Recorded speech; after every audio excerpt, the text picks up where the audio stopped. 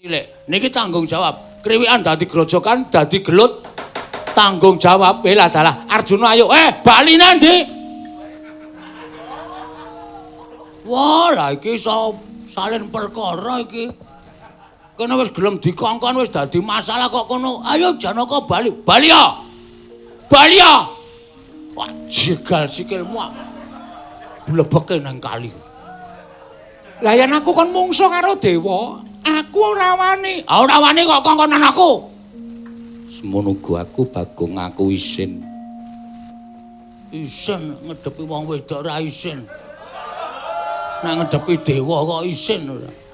Aku ora kepenak mergo dewa-dewa ki mara tuaku kabeh. Aku ora penak Bagong. Pokoke wong loro iki nek nganti lunga, dicenono, ora masalah. Aku nesu tenan. Nek sampean wong loro niki bebeda karo aku, memang kambing hitam kan Bagong. Samane wis ngerti nesune Bagong, gilani lho. Lho, kowe arep ngopo? Kowe arep ngopo? Weh, lah kowe kepengin bukti piye? Tak suwunke karo sing gawe urip nek Kresna Janaka do beda Bagong. Asli wis to wujudmu tanpa beda kaya aku tak kandhani.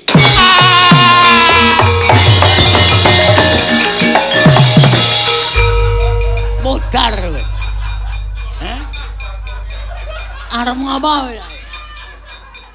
Jagat Dewa Bathara iki awakku kok gedibel iki. Mula ora sok mempermainkan wong cilik. Apa sing iso anu ditampa dongane iki mung wong sing ndek derajat pangkate lho. Wong ki nek beda karo wong cilik, unine mandi, ucape mesti eneng nyatane. Koko Rabu. Kok bobot kula saya awrat. Sampeyan mang do mengo, do delok-delokan karo Kang Rayi Raden Janaka. Kok gawe? Lho, aku ngopo? Weh lah, ampun nyalake kula lho. Kula ya ming sak uni-unine lho niki.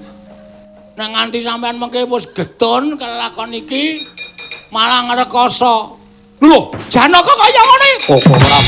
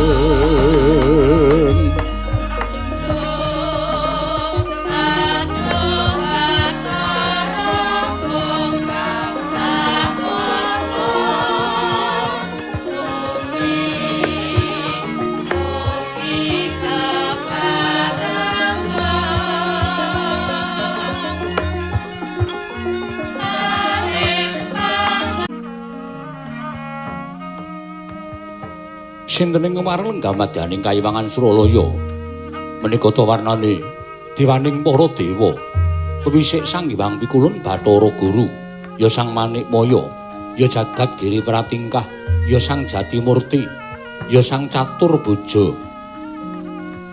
Risa Jugalendeng gamadyaning Sila Kandha Waru Binangun sinepa sangganing para widodara widodari para Jawata Hapsara Hapsari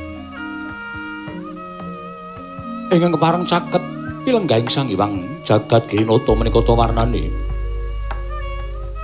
Jawata ing sidhe pangudal-udal mewisik Sang Hyang Pikulun Bathara Narada menggeraken Sang Hyang Bathara Indra ing jawi andher blabar sangganing para Jawata Yayah Samudra Rup ing dedaratan.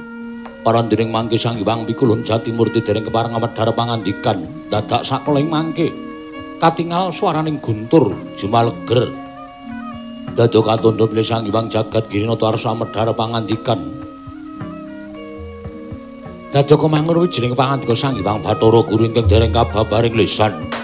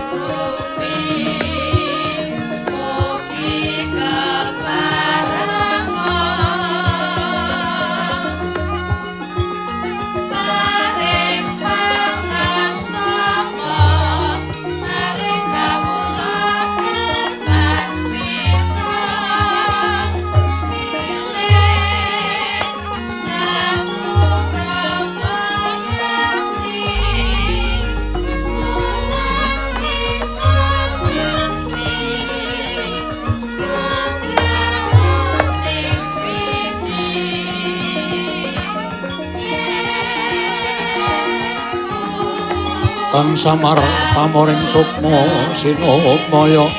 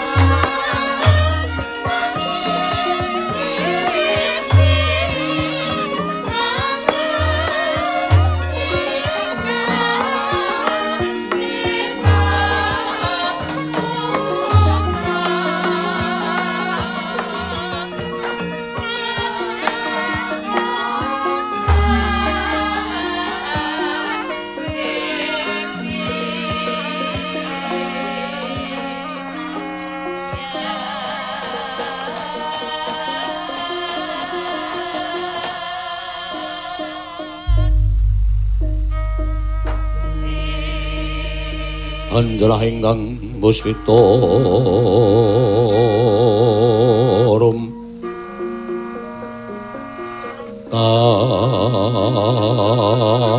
kasiliring samirana mrih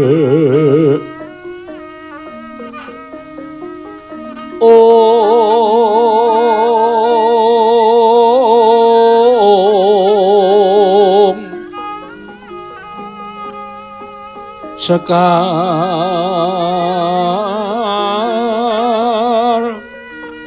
kadung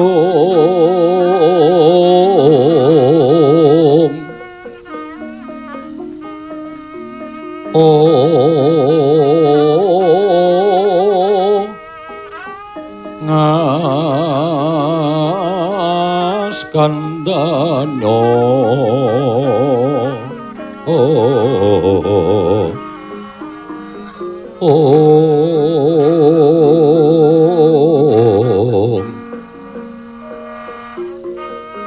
maweh rarasernaning griya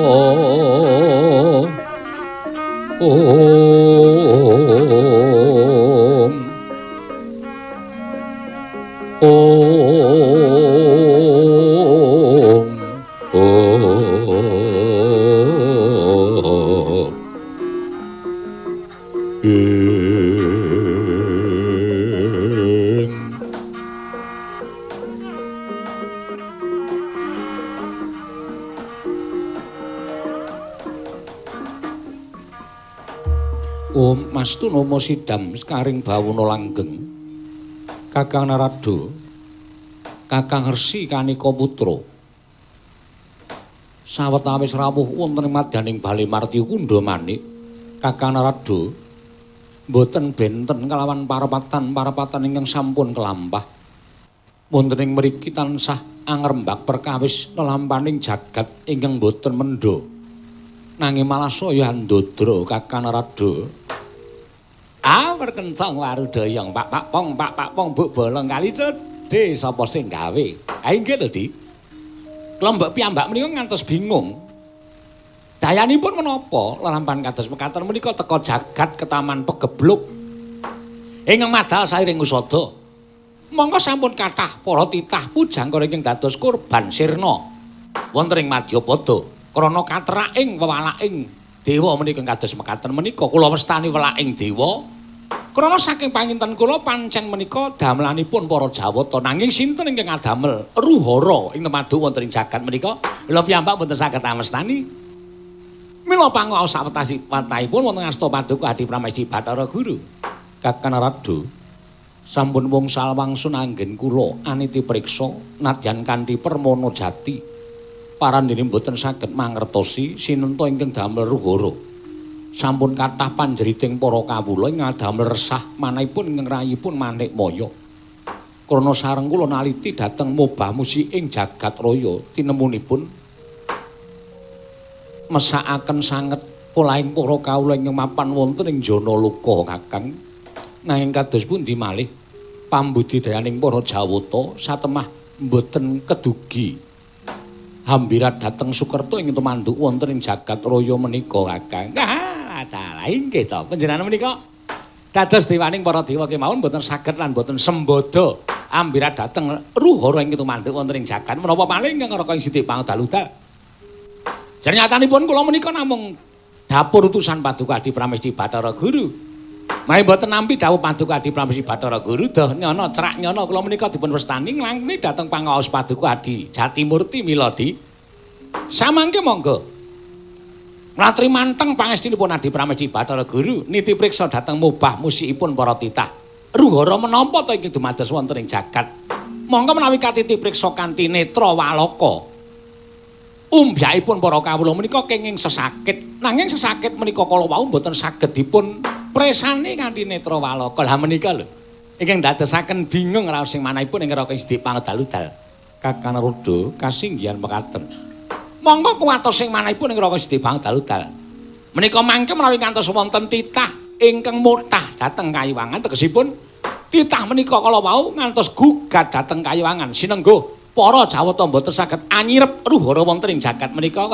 Menika mangke kula wastani kriwikan dadi krejekan geguyon dadi tangisan lho, Dik. Sidhem jroning pasewakan wadyagung tanpa sabawa.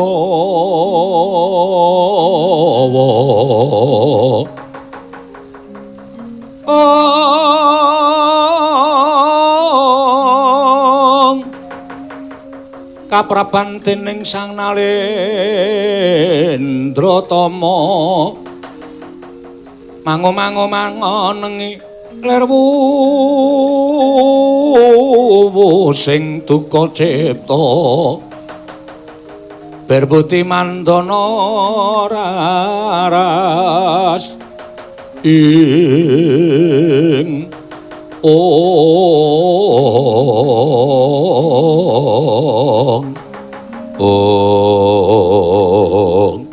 Kintre madyaning Bali Marti Kundha Manik panggihaning para Jawata nalika semanten kendel datan mobah datan musik Sang Hyang Jatimurti dupi midhanget aturipun keng raka ing sithik pangdal-dal Sang Hyang Pikulu Narada dadya kebaing pamitang jroning galih Sang Hyang Jagat Girinata dadak sakoling mangke kasaru geger sanggihaning para Jawata sami alok yen ana titah ingkang minggah wonten ing Kayiwangan Suralaya miyak sanggihaning para dewa ingkang samyang gantung seba dadosaken geger sanggihaning para Jawata Hapsara Hapsari mangrombaing para Jawata kanca pihak-pihak ana daya ana titah munggah ning kayangane wenehi dalan dala wenehi dalan.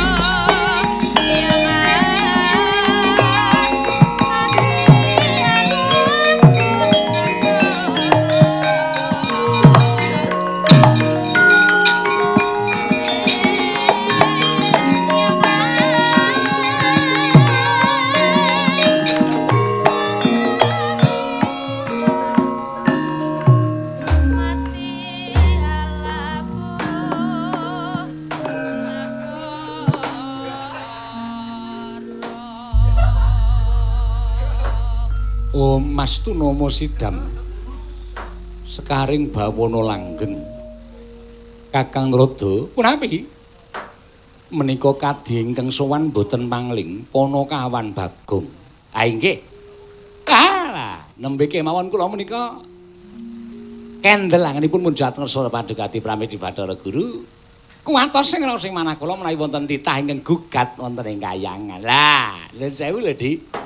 Mboten ateges kula menika dados ngetingalaken kesagetan kula ning kula saged maos dhateng batosipun Bagong. Piyambakipun menika tertentu dados wakiling para titah ing mapan wonten ing Pujangkara nanjehaken babakan sesakit ingkang tumanduk wonten ing jagat menika. Nggih menawi mboten klentu lho. Nyatanipun piyambakipun sasampunipun nyepeng asta paduka tumunten kadidine tiyang wahing menika sajaipun wonten bab ingkang dadosaken kagel manahipun Bagong. Bagong wonten dawuh apa sababe sawise kita ngaut ning asta ulun tumuli kita kaya dene wong getak kelawan panjenengan ulun. Paguyuban dewa niku sok latihan apa mboten?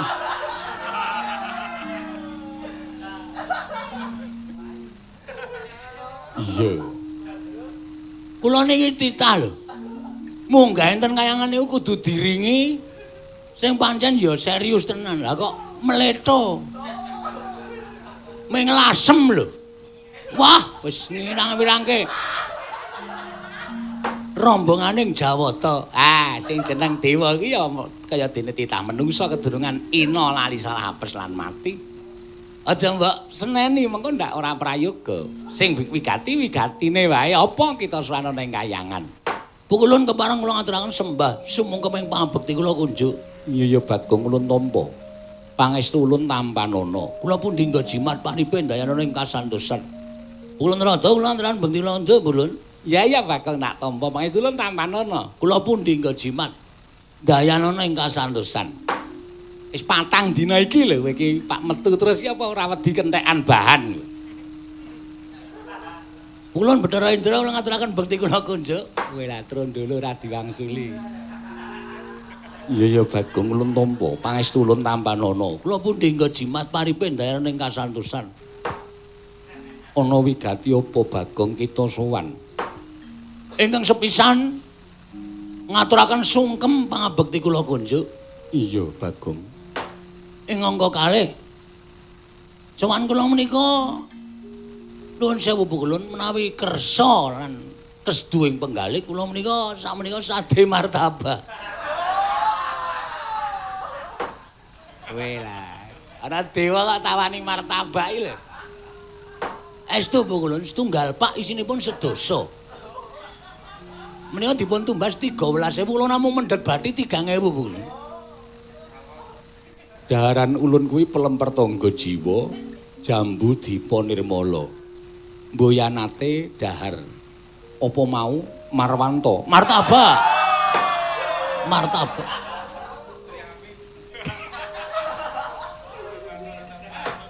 Wondene Pukulun sak rombongan boten kersa mundhut boten dados menapa jernyatanipun adilipun tiyang tawa menika menawi dipun tawakaken menawi dipun pundhut ya alhamdulillah dene ora nggih boten dados napa. Iya.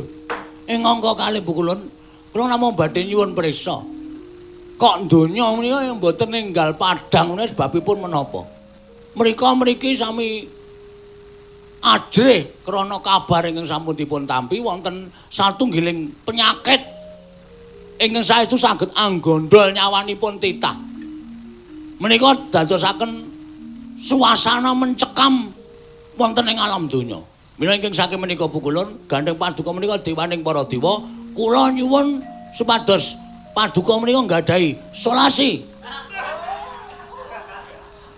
Apa kuwi? Niki lho, napa jalan tengah solusi. Ah, solusi supados jagat menika enggal padhang menika kados pundi caranipun serananipun kados pundi kepareng kula cumadong dawuh paduka Hyang Adi Pukulun Sang Hyang Jagat Girinata mekaten dados atur kula menawi wonten kidal-kidulipun basa kula nyuwun pangaksun sami menawi wonten lepat kula nyuwun Pangapunten ing sakalangkung kathah pulung. Bagong, wonten dawuh ngerti yo. Jroning pirembugan iki mau ya ngrembug perkara lelara ingkang dumadya ning jagat. Menika mencekam saestu lho Bu Kulun. Mencekam saestu. Awet kabar ingkang sampun kula tampi sesakit menika mboten saged dipun tonton kanthi netra waloka. Kedah dipun tonton mawi apa jenenge? Kedah dipun tonton mawi bioskop Bu Kulun.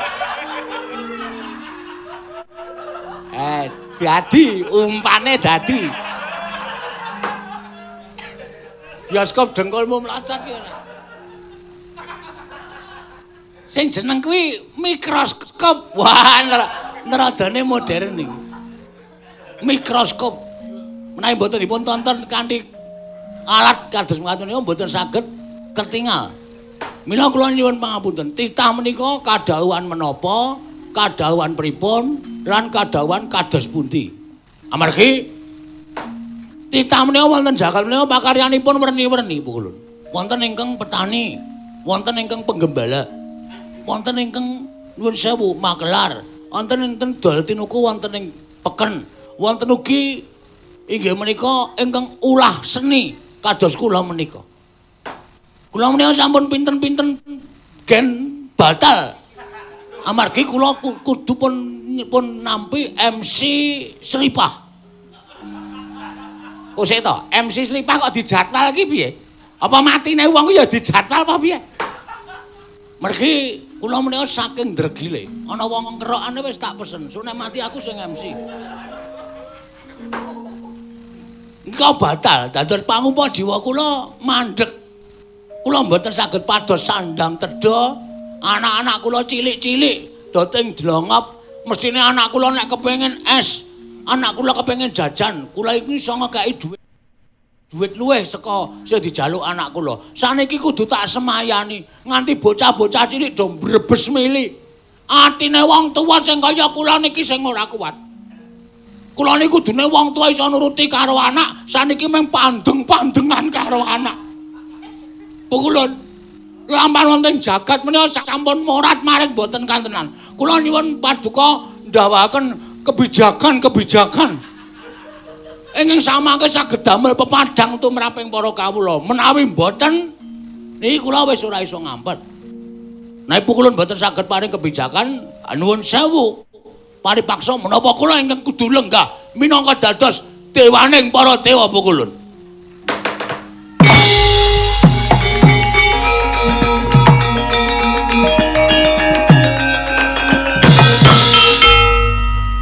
Astuna sidam sekaring bawana langgeng. Bagong, lah kok wuwusmu kaya mengkono. Kita ngerti, ulun kuwi dewa. Ulun kuwi mboya meneng bae, nanging lagi golek srana lan cara kepiye bisa para titah ning mapan ning Janaloka mau bali bisa urip tentrem mayem. Ulun kuwi uga jejering Jawata nanging tanpa beda kaya jeneng kita ya mung ulun kuwi kena lara luputing pati. Ulun dudu sing duwe panguwasa donya. Ulun minangka dadi utusaning sing gawe jagat. Dadi yen to kita kuwi matur kaya mengkono marang panjenengan ulun, banjur kita ngancam kelawan ulun. Sayekti kita bakal wani marang panguwasa ulun. Terpaksa kula kudu wani. Amargi kula antosi seprika-sepriki durung wonten keterangan sing gumathok kula kudu kepripun. Ngoten. Jadwal kula batal kabeh lho Bu Kulun. Tilik-tilik niku janjane iso nggo wah. Iso nggo nyaur napa-napa. Sane kepeksane ora iso piye-piye. Mula kula nyuwun keterangan sing gumathok, kula nyuwun pencerahan. Kula kawula cilik minangka dadi wakiling para kawula cilik nyuwun kecerahan utawa napa niku pangandika paduka sing saged damel tentrem ati kula. Nek mboten estu kula ora nrimakake kita nantang lan panjenengan ulun. Mboten nantang, kula niku mboten badhe wani apu kulun Sang Hyang Jagat Kirinata mboten. Meng kula suwun anggenipun makarya menika cak supaya enggal kelakon padang kananing jagat raya. Yen pancen kaya mengkono cetha kita ora nrimakake panjenengan ulun dadi dewaning para dewa. Yen pancen kita bakal gawe geger kayewangan papane ora ning Bale Martya Kundha manik.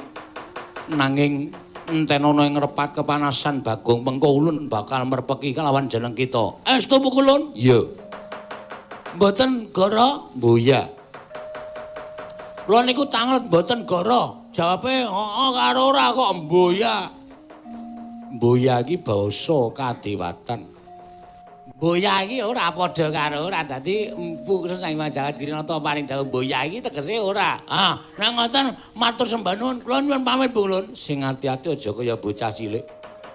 Ulun Sang Hyang Rata kula nyuwun pamit. Ya, Bagong sing ati-ati ah. Lah wis ora karu-karuan anggere sing munggah Bagong iki rawur-rawuran. Ulun Sang Hyang Bathara Indra. Kula nyuwun pamit. Iya. Bagong sing ati-ati. Aja kaya bocah cilik. Niki. Pun mboten sadean biyo. Ora. Wis mboya, Bang. Nggih, nyuwun pamit. Kula madal pasinan Ulun sing ati-ati aja kaya bocah cilik pono kawan Bagong.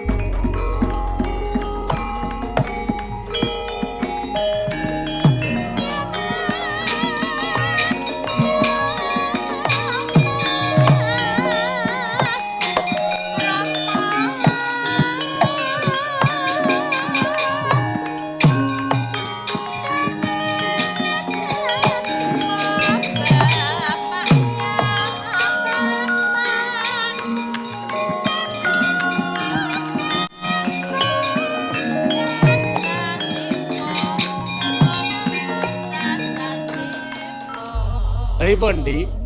Ndara tasih aturipun ing ora sithik pangdalutal. Kakang Narada sakmangke ngaten kemawon Bagong dipun cepeng. Dipun lebetaken ing paku jaraning kadewatan. Mangke riyin. Nuwun sewu lho. Lah kok Bagong dipun cepeng menika lho patipun Bagong menapa? Bagong wantun mutah lan panjenengan ulun. Mangke riyin Bagong menika sampun leres. Menika wakilipun para kawula alit. Bagong nyuwun kados mekaten menika sampun leres sampun leres. Kedahipun Adi Guru tumuli ngulir budi. Supados samangke wonten paridhawuh saking Adi Pramesti Bathara Guru ingkang tumanjanipun ngagengaken tetremanipun para kawula alit. Jernyatanipun kawula alit menika nggih bingung badhe matrapaken awakipun menika bingung. Tumindak ngaten menika mangke lepat, tumindak ngaten menika mangke kliru. Mila tumuti Adi Guru menika paring dawuh, kawula kowe kudu kaya ngene menika mangke badhe rampung. Nek sampeyan nyekel Bagong menika mangke kriwikan dadi grojokan geguyon dadi tangisan. Nanging tumrap kula Bagong menika wantun kalian ingkang rayipun Manikmaya. Mboten wantun. Nuwun sewu lho. Kawula menika janjanipun mboten badhe wantun. Nek saya suwe diujarke lah menika mangke mboten kedadosanipun mboten sae. Ngaten. Mula panjenengan kedah paring dawuh. Wonten dawuh saking Paduka Adi Pramesti Bathara Guru ingkang badhe dipun pundi dening sangganing para kawula. Menawi kawula menika nampi dawuh.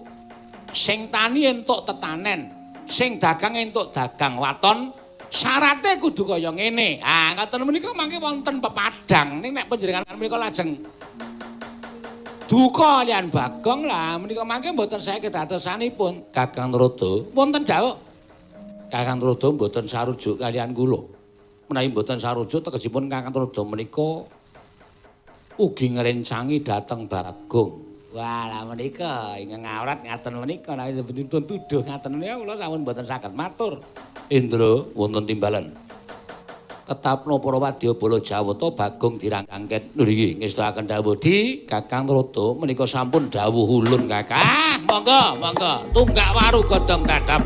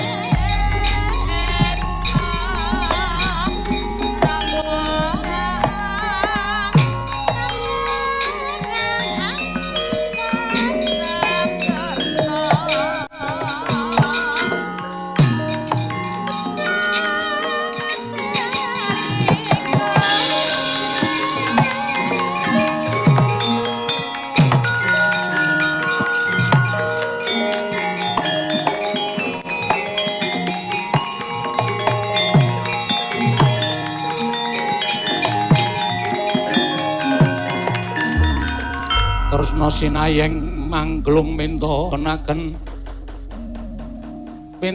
Dewi Kramanira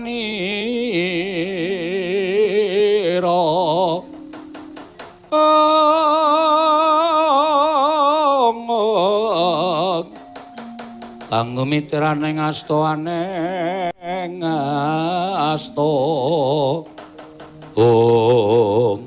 piye Bagong wah wis kula wis matur ket piwau jaman munggah teng kayangan wau ta teng dalan wis matur ta nek kula sing munggah teng kayangan iki mengke kriwikan dadi grojokan geguyon dadi tangisan mergo kula niku kegolong wong sing ra iso ngampet kanepson lho nggonmu matur kali wong pikul Bathara Guru piye ampun matur apa anane jagat butuh kecerahan jagat butuh pepadang niki wong pikul Bathara Guru bola-bali ming hang-hong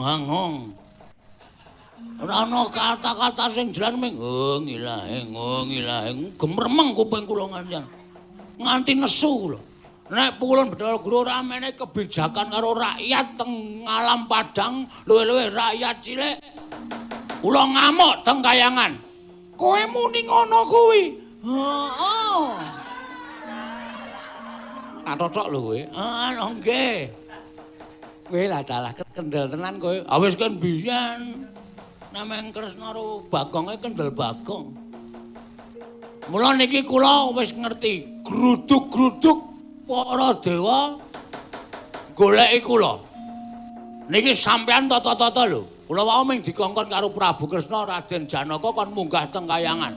Jarene sampean munggah kayangan isin. Sampean ora kepenak karo Sang Hyang Jagat Girinata merga sampean iku titising Sang Hyang Bathara Wisnu. Wisnu niku anake Bathara Guru, sampean wedi nek mutah karo bapak sampean dhewe. Terus utusan kali kula sebagai wakil rakyat cilik. Niki tanggung jawab. Kriwikan dadi grojokan, dadi gelut. Tanggung jawab. Lah dalah Arjuna ayo, bali nanti. Wah, lah iki iso salin perkara iki. Kene wis gelem dikongkon wis dadi masalah kok kono. Ayo Janaka bali. Bali ya. Bali ya. Wah, jegal sikilmu. Blebek-beke nang kali. Lah yen aku kon mungsuh karo dewa, aku ora wani. Ora wani kok kongkonan aku. Semono uga aku Bagong aku isin.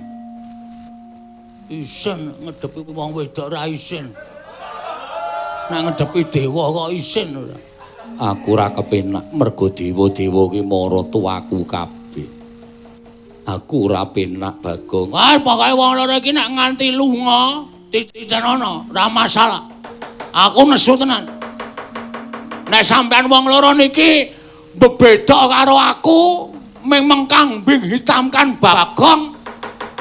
Sampeyan wis ngerti nesune Bagong, gilani lho. Lho, kowe arep ngopo? Kowe arep ngopo? Weh, lah kowe kepengin bukti piye? Tak suwunke karo sing gawe urip-urip nek Kresna Janaka do beda Bagong. Asli wis to wujudmu tanpa beda kaya aku tak kandhani.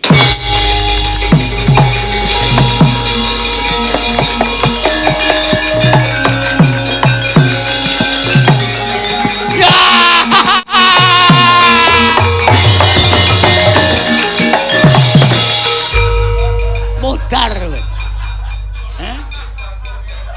Arep ngapa? Jagat Dewa Bathara iki awakku kok gedibel iki. Mula ora sok mempermainkan wong cilik. Apa sing iso anu ditampa dongane iki mung wong sing ndek derajat pangkate lho. Wong ki nek beda karo wong cilik, unine mandi, ucape mesti ana nyatane. Koko Rabu. Kok bobot kula saya awrat. Aku dhewe ya gumun lah iki. Iki kok mataku padange ra jamak-jamak. Ayo. Kapamu kapan kowe? Ayo kowe. Kuwi alise kurang kuwi. Matane melar. Alise mung kurang mung jleret. Sampeyan mang do mengo, do delok-delokan karo Kang Rayi Raden Janaka. Kok gawe? Lho, aku ngopo? Weh lah, Ampun nyalake kula lho, kula ya ming sak uni-unine lho niki. Nek nganti sampean mengke wis getun kelakon iki malah ngrekoso. Lho, Janaka kaya ngene. Kok ora.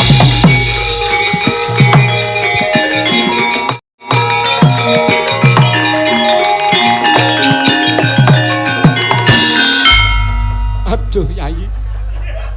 Keparat tenan. Lah kok dadi Bagong kok ucape kok mandi? Bagong wong edan. Kapok kowe. Saya suwe ora mung raine ning suarane iso dadi kaya aku. Bagong ora tatanan dader blas. Ya jeneng nganti kaya ngene kepiye? Iki dalam rangka proses. Proses wis. Delon. Wis lajeng ketimu mandor. Wis Nyai, nglakon sing wis kelakonan dhewe ya mengko didilakoni. Koko Prabu. Inggih Koko Prabu. Pancen jandinya Rama Kakang kuwi kleru karo Bagong. Inggih. Mula ora wajibe kowe karo aku nggunakake Bagong supaya dadi wong kang tansah disiya-siya. Ya kaya ngene iki lho dongane wong cilik malah ndara dase.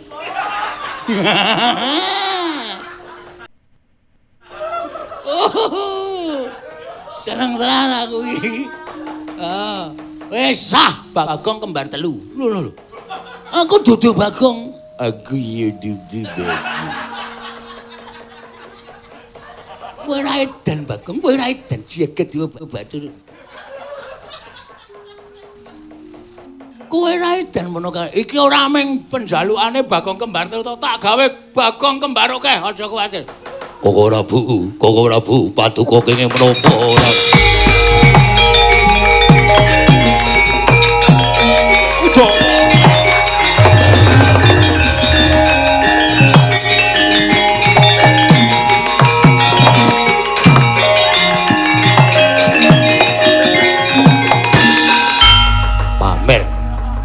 Pamer duwe kaprawiran. Bagong ora gelem balekke Koko Prabu semban kaya wingi-uni. Aja takon dosa, tak pecah siramu. Piye? Muni piye kowe? Kowe kepengin dadi kaya ngono apa piye? Ya ngono. Prabu Kresna kuwi dadi kaya ngono mergo tak shotke. Mergo arep gawe mengkambing hitampan aku di depan para dewa. Aku nggak mungkin. Nggak mau. Nemeng dikambing kita akan mau ora carane kaya ngono. Ora gelem balekke. Iki merganing patimu. Piye? Mandya ucapku arep sikara karo Bagong kuwalat kowe Setyaki.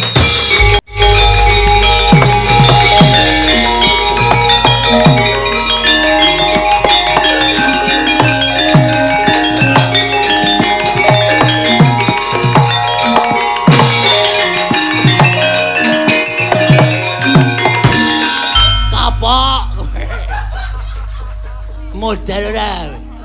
Bagong aja sembrono. Jagat Dewa Batur.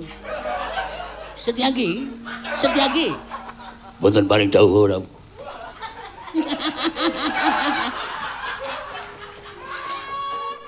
Ora bu kok malah gumujeng. Wih lah Bagong bengi iki dadi lakon tenan. Wis kene do mlumpuk. Bagong ora sembrono. Mangilo.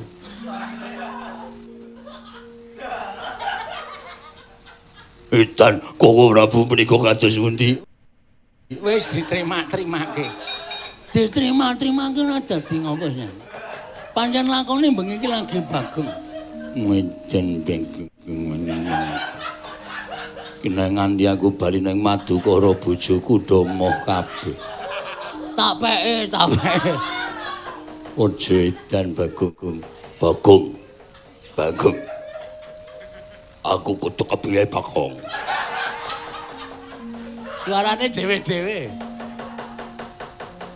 Nadyan kaya mengkono tetep aku tok anggap ratu Gustimu Bagong. Non. Wonten dawuh. Saiki Nek kanthi cara kaya mengkene aku malah ora isin ngadepi para dewa. Nah, mergo dewane ora bakal ngerti aku sapa, ngertine aku Bagong. Ah, ngoten lho, gelem temandangno malah ora apa-apa. Arjuna gelem tempeng. Janaka wonten paningajeng. Janaka wonten paningajeng. Kok suaramu saya ora cetha. Cangkem kula abot. Ayo wong biasane cangkeme cilik saiki gedibel semono. Ngobahke rak kudu nganggo kasantosan ya ta?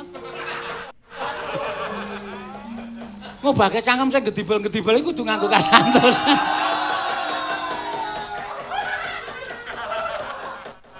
Wes kowe ora usah melu-melu bakal tak tandangane. Tak tandangane. Dewa mengko sing medhoke adikku Janaka apa dene Sencaki? Ndeka wis tak kendel. Janaka. Janaka. Medhoke para dewa ya Dimas.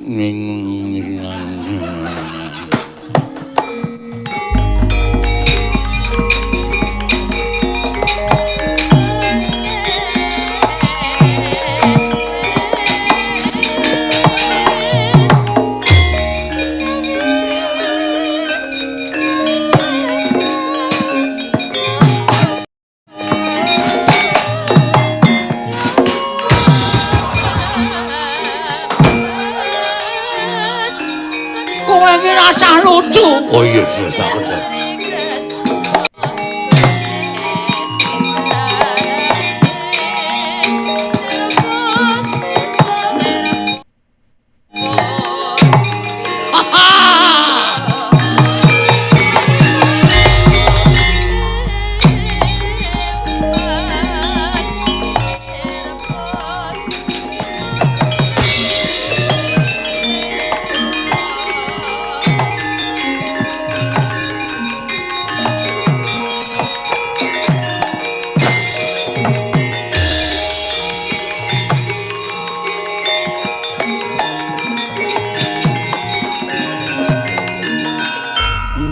Tinunun kadanira wirang tumandang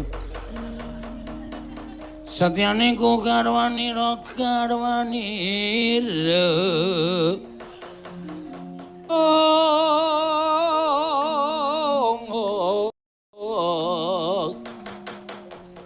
satyane ku karwanira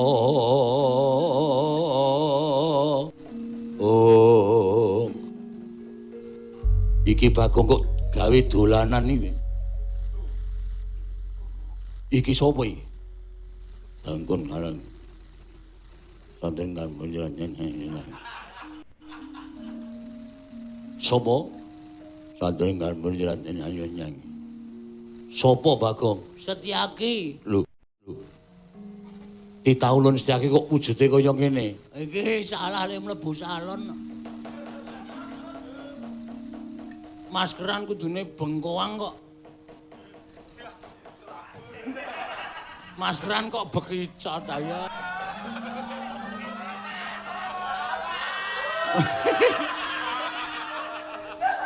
Wis le garing suwe.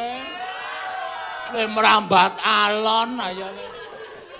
Malah neng rai teng pletot ora karo-karo. Nang ngono iki. Dorendra gelem ingkang jalur. Aku sing ngarteke Bathara gelem tentrem gawe jagat ora? Kuwalik. Heeh, ning kuwalik. Bathara gelem gawe tentrem ing jagat ora? Bathara Guru Kanjeng Rama kula nedeng menggalake babagan kuwi. As ora sandadak kokean penting sing. Wis ora gelem iso gawe tentrem ing jagat perkara iki. Amuk Suramarta Jamrata. Ayo tandanya. Arti kentrang sirahmu. Kentres. Oh, kentres tak kira kentrang. Pecah sirahmu. Bener banget ae. Piye? Banget ae. Arep main ayunan. Panggal tak ayun. Oh, tak panggal tak ayun nih. Mati dereng aku.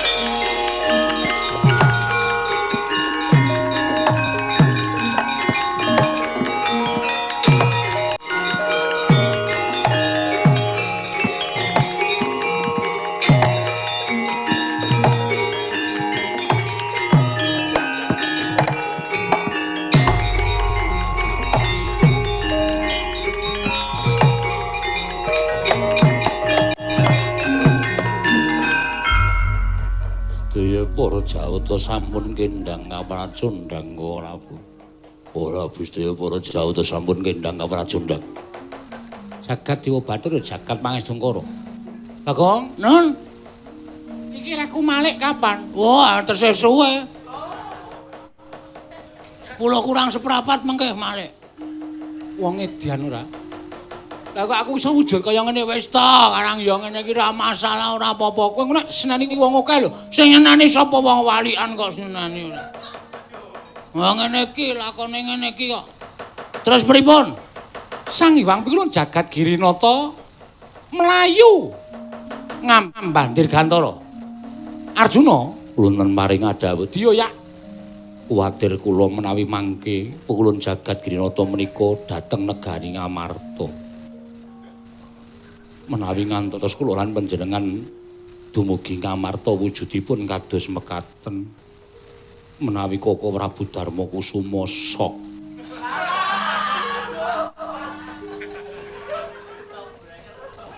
Oh iya ya, inggih. Bagong, Nun. Aku balekno kaya mau. Balekke piye dong rampung lewuh kok kon balekke. Ora iso aku lho ya mung waton omong, waton ngucap kok mula sonane ora sok ngembe karo wong cilik, ora sok mbebeda karo wong cilik, ora sok makake wong cilik, dumek wong cilik dipakake. Dikon gawe masalah, engko sing sampean terus lunga. Ha niku dandane kaya ngoten niku. Ora Bu, Setyaki piye? Menawi ngantos kula wangsul wonten ing garba ruji kados pundi? Ya sawetara iki aja padha dhisik. Iki kanane kaya ngene iki piye? Pun mengke nek percaya kali kula to. Mengke nek sampean niku wis gelem nyambut gawe mbelani kula, sampean niku uwal saka dedosan. Ngoten. Mula aja sok ngece wong cacat, aja ngece wong mlarat, aja sok ngece wong ra duwe, engko ndak kualat. Kaya ngoten niku. Sampeyan nyece karo wong cacat, weh mlakune pincang, sok kala mangsa sampeyan kedegling pincang. Bagong wong eleke pakake nang dewa-dewa upama mati ya ming Bagong. Nah. Bagong ngomong ditampa karo sing gawe urip. Sampeyan sakniki pasuryane kaya Bagong. Sampeyan mulih teng Ndarawati, Ndara Rukmini Setya Bima Jembawati saput kabeh. Karo sampeyan. Kok Prabu kados mekaten gledak. Aku sing ngurut. Us. Kok njur aku sing ngurut. Sapenake dhewe ora. Kok ora Prabu kados pundi? Sang Hyang Jagat Girinata kae dioyak wae Janaka. Monggo kula dherekaken.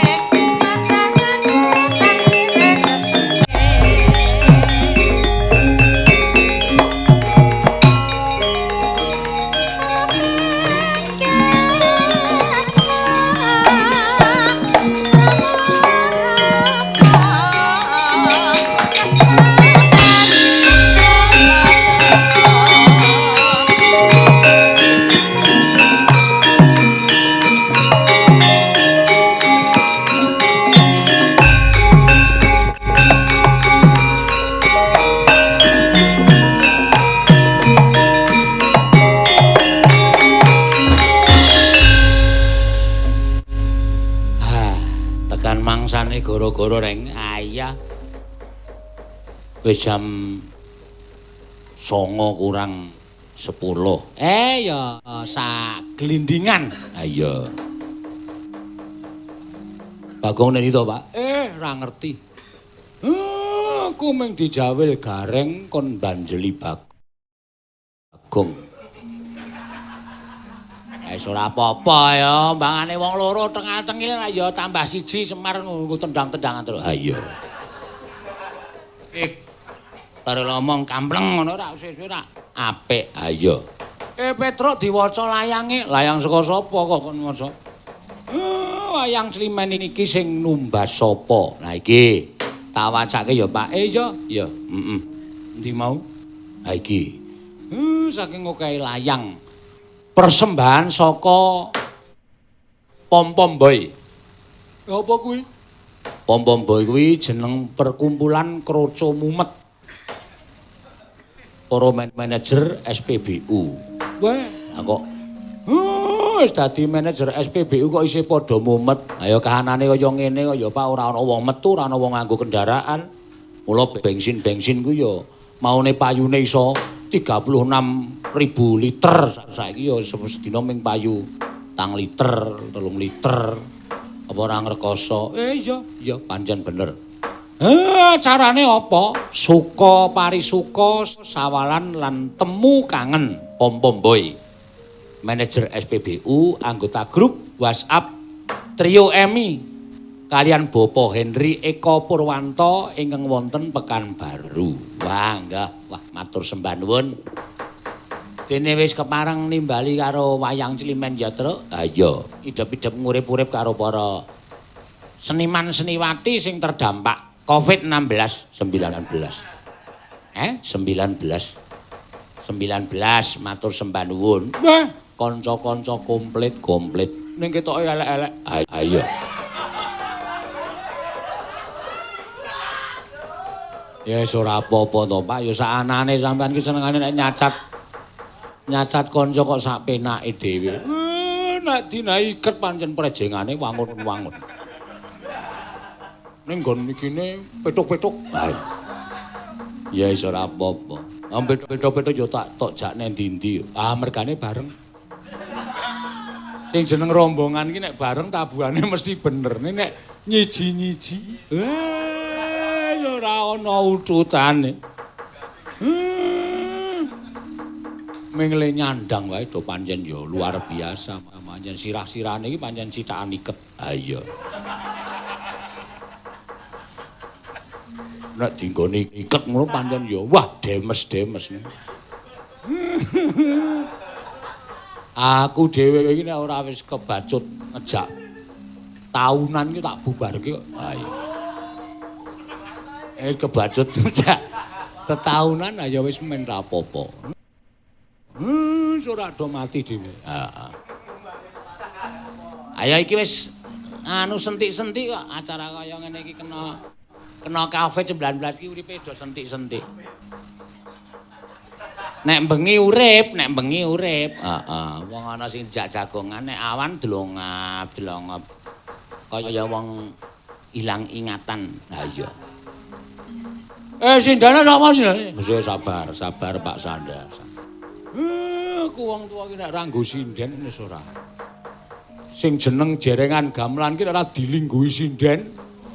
Wah, arep gamelan ukir kaya ngapa kuwi. Neng mata kaya tumbukan blek.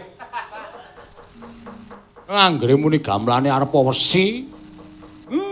Ning ana dijejer sinden 5 apa 6 apa 8 ngono kae. Wah. Gamelan wesi iso dadi kaya gamelan perunggu. Ha iya. Sapa sabar to, Mir? Tak sangga modar. Karo bapane arep disangga ora. Sing mepet iki dari awal wayang Slimen sampai sekarang ini baru muncul sekarang. Ya, mergo daleme ya adoh lan kena lockdown. Lockdown. Wah. Ambo mau rasa dijak. Sengit tenan aku ora omong waton kaya pener ning ngawur. Lockdown. Lockdown. Mbak sapa? Mbak Ana Pertiwi. Wah, kaya album. Album apa? Apa senane?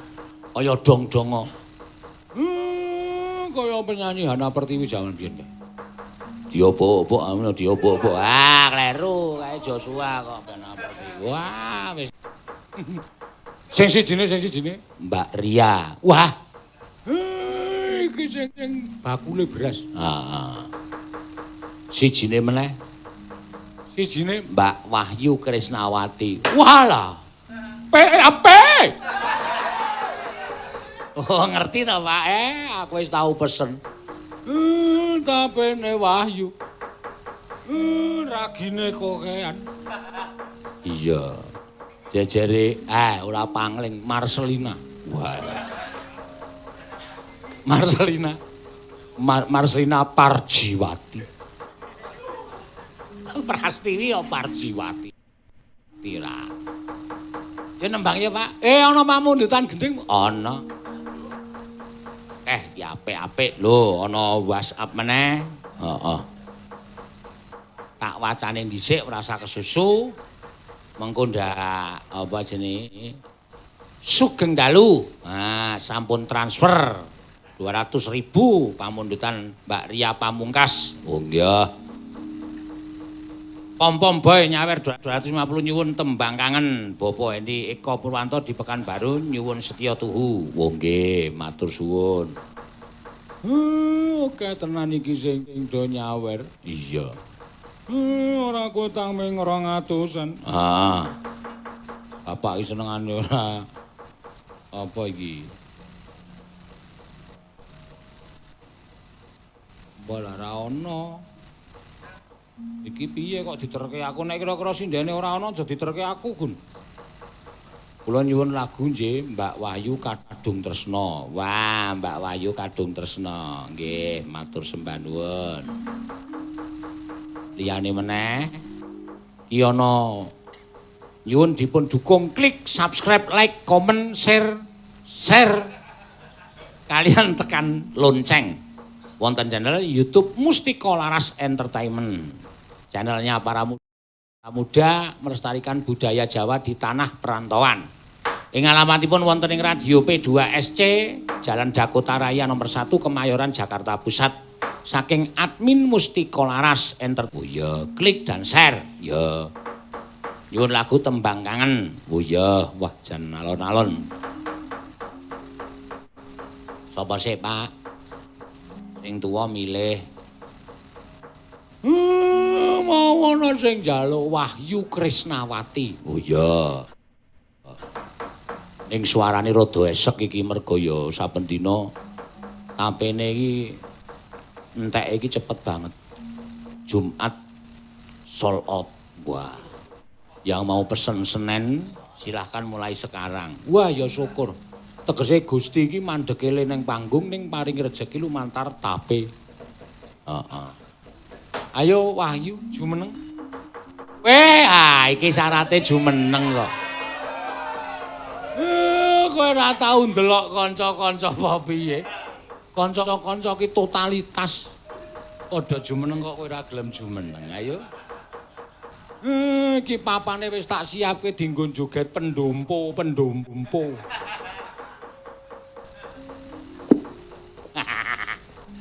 Ayo. Setya tuhu ana sing nyuwun Mbak Wahyu Krisnawati. Lah apa? Oh iya Kadung Tresna nggo setya tuhune Prastiwi. Arep Prastiwi ki ora tau setya babar blas. Nek ming nembang setya tuhuke ora dadi ngopo. Tembang ki beda karo kelakuan. Iki sing arang-arang jumeneng ngene iki aku malah betah nyawang. Ning nek sing wis kulino ngadeg ngono kae malah nek. Waduh. Ora do mirengke ora. Yo Wahyu dibawani. Apa mau jenenge? Kadung Tresna. Mau bengi wis metu saiki metu neh. Ora apa-apa. Ben wis keletan kok.